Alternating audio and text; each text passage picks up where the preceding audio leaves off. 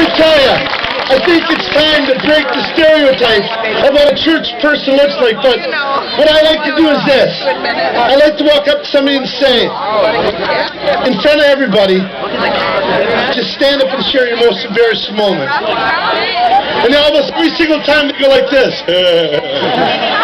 I won't do that, but I will share one of my favorite ones. This one comes from Santa Maria, California. This guy and girl went on a date. It was their first date, and they were kind of nervous, but they went to this movie, and the guy's the one who told me, he said, Bob, I was really nervous. I don't know what it is about our anatomy, but when we get nervous, we need to go to the restroom. And he was a real gentleman, just started dating, so he said, excuse me, I need to go to the restroom. Got it. By the way, listen up. That word gentleman seems to be disappearing in America today.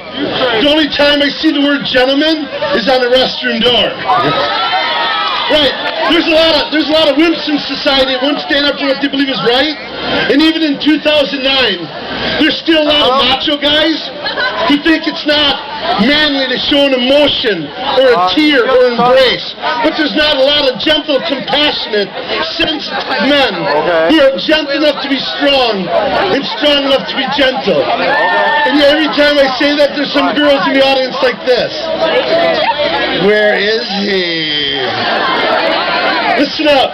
He was a gentleman, got up. Oh, hey, listen to this. I was in Florida and I shared that. And this group came back and said, Bob, we saw the word gentleman. I said, yeah, on a restroom door.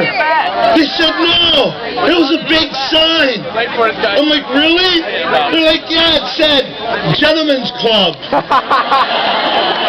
Please hear me. It's time to take that word back.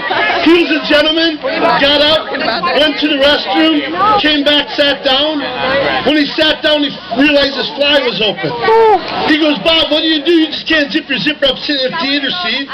He said, I didn't want to stand up and say, excuse me for a minute. He said, I know what I'll do. I'll ask her if she wants some popcorn or some soda. If she says yes, I'll just put my hand in my zipper, stand up, zip it up, walk away, no problem. You want some popcorn or some soda? She says, sure. So he puts his hand on his zipper, stands up, zips it up, no problem, starts walking away all of a sudden. The girl in front of him, her hair. Her hair is stuck in his zipper. I'm sorry. What could the guy do? Did you ever get something stuck in your zipper? The guy goes, I'm sorry, here's your hair back. He's trying to get it loose. What could the girl do? Screw up her like this. Let's go. True story. The usher saw the commotion. The usher came down the aisle with a flashlight. The usher saw what was going on. The usher turned on the lights. Turned off the movie. And in front of a packed theater got a pair of scissors and cut her hair from his zipper. He said when it was done, the whole theater stood up and gave him a standing ovation. I can't imagine the embarrassment, but everywhere I go, I collect these. And I was at this camp, and this guy, big football player, came up to me and said, Bob, I have an embarrassing moment. I said, tell, I love him. I'll put him in my book. He said, Bob, mine's not funny. I said, what is it? He said, Bob, 2 weeks before I came to camp, I found out my parents were getting divorced. He said, Bob, I know it happens to a lot of people, but it's still hurting. He said, Bob, I'm a big guy, but I just cried.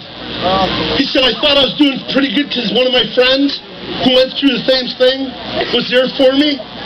But 2 days before I came to camp, he said my dad came to me and said, Bob, said to him, the reason Mom and I are getting divorced, he said, I found a new girlfriend, and I want to start a new life with her. And then he looked at his son at 16 and said, I talked to your mom.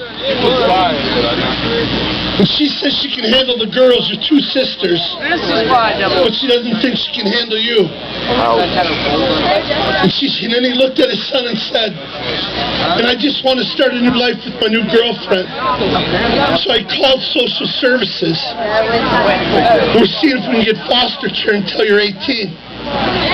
He said, Bob, you know how embarrassing it is to go to school and tell your friends your parents are in court because neither of them want you? How do you help them? What do you tell them? Well, what do you tell a student who said to me, Bob, I never did anything like this in my life. My friends said it was just a game. We would go to Walmart, they saw the mirror inside, they'd turn their back to it, they'd put an item under their coat, and then they'd go in the parking lot, and whoever had the most expensive thing, they got all of it. Bob, I never stole anything in my life. It was my first time. But I was walking out the door, the alarm went off, the security guard came, the policeman called, and my parents had to come and pick me up at the police station. I said, Bob, I was so embarrassed. What do you tell him? What do you tell a guy who said, Bob, I never drank. I was 16 years old, but I was at the party, and I was tired of being the only one without a beer, so I just grabbed one. And every time somebody would look at me, I'd take a drink. And I didn't even like the taste, but before you know it, it was gone. So I grabbed another one. Oh, your crotch smells so bad. And then another one. And he said, Bob, I got used to the taste. I kind of liked it. And then I liked the buzz I was getting. And I took another one. He said, Bob, it was my first time drinking. He said, I don't remember what happened. From 12 o'clock at night till 6 in the morning. He said, Bob, I'm so embarrassed. I don't want to know what happened. Or a friend of mine in Idaho who said, Bob, I was at the party. We weren't drinking. But my friend had a new car. And she said I could drive.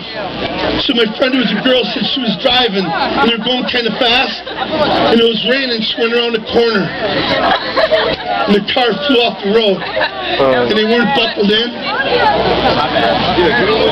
And he said, Bob, we both were thrown from the car.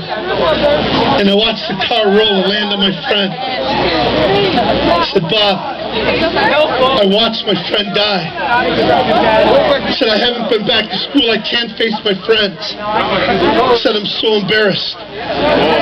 What do you tell him? Or what do you tell the girl who said to me, Bob, I was only 15 years old. And they said I was too young. They said I had my whole life in front of me. They said it wasn't a baby anyways. But now every night I have a dream and I wonder, I got was it a little boy by the bathroom. or was it a little girl? Please hear me tonight. One of my best